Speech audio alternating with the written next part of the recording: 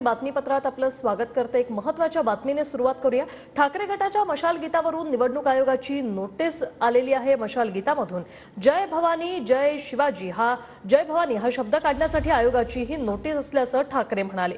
मशाल गीतामधून जय भवानी शब्द काढणार नाही, न्यायालय लढाईला तयार असं ठाकरेंनी म्हटलं। मोदी शहा देवाच्या नावाने मतं मागतात, कारवाई का होत नाही असा सवालही ठाकरेंनी विचारलाय।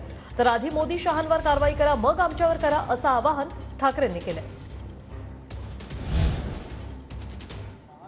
कुलदैवताबद्दल एवढा द्वेष, एवढा आकस हा त्यांच्या नसानसांमध्ये ठासून भरला असेल याची आम्हाला कल्पना नव्हती। तुम्ही आम्हाला वैरी ठरवलं, ठीक आहे, जनता बघून घेईल, पण महाराष्ट्राच्या दैवताचा सुद्धा उल्लेख करायचा नाही। जी आमची घोषणा आहे जय भवानी जय शिवाजी, या घोषणेला सुद्धा तुम्ही जय भवानी हा शब्द काढायला लावताय। उद्या तुम्ही जय शिवाजी हा शब्द काढायला लावाल तर ही अशी हुकुमशाही पद्धत आम्ही काही स्वीकारणार नाही। आम्ही याच्याबद्दल लढाई लढतो आहोत, लढणार आहोत आणि कोणत्याही परिस्थितीत जय भवानी हा शब्द आमच्या गीतातून काढला जाणार नाही।